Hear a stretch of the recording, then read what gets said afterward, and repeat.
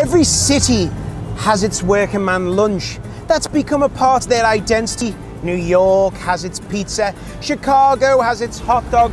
When it comes to Florida, they have the Cuban sandwich, and I'm in Miami to learn more about it. This is What America Eats.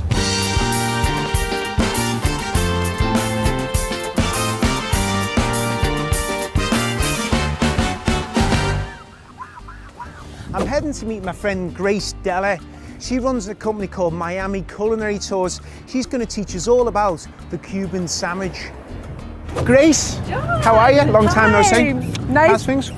Good. Let's get a coffee. Okay. We're sitting at Las Olas Cafe. Tell us a little bit about this place. I love this place.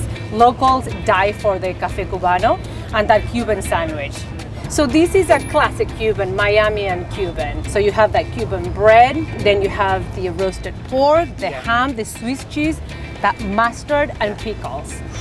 So you can see that they've sliced it straight down so it goes in the mouth easier rather than the big bite.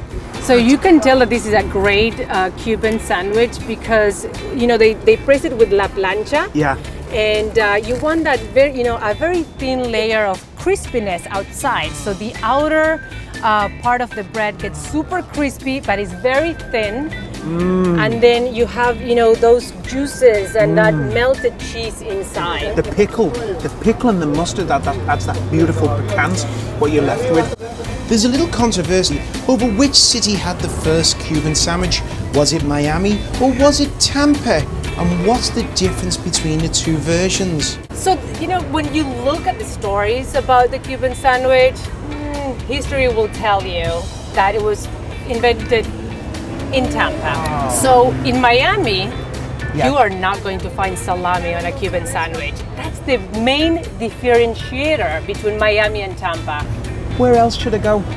A place that I love, it's called Old Havana, and you find that in Little Havana. You walk in there, it looks like Havana before Castro, okay? Yeah. 1957, the glory days of Havana. That's how it looks like. It's a little bit of a museum in there. Really? One thing that they're doing, as opposed to everybody else, is that they import the ham and the cheese from Spain. I love the idea of the imported Spanish ham and cheese. Where's my next destination? Wow, you're in Miami, you have to go to a Cuban institution. It doesn't get any better than Versailles for something, for that culture. It's just walking into a very local culture. They have their own bakery, they make their own bread, which is, very admirable nowadays, right? So they don't buy it from a bakery, they make it in-house? Exactly. So Versailles brings to the table a simple yet classic cubano that is delightful. Is there anywhere fun? Like, say for instance, a Cuban sandwich with a little bit of difference to it? Actually, I love what Josh is doing at Josh Deli. Small place, packed with flavor. Packed with flavor? And I love the twist that he does. He does a Cuban. Say again? A Cuban. A Cuban? Jewish Cuban, right? And I love it. Yeah. So what he does, he puts special sauce, pastrami, then a slice of bread in the middle, then he puts the pork, then he puts the cheese and pickles. So then you have 3 layers of bread. You have all that meatiness with pastrami, for that incredible bite. This has been so wonderful. Thank you so much, Grace.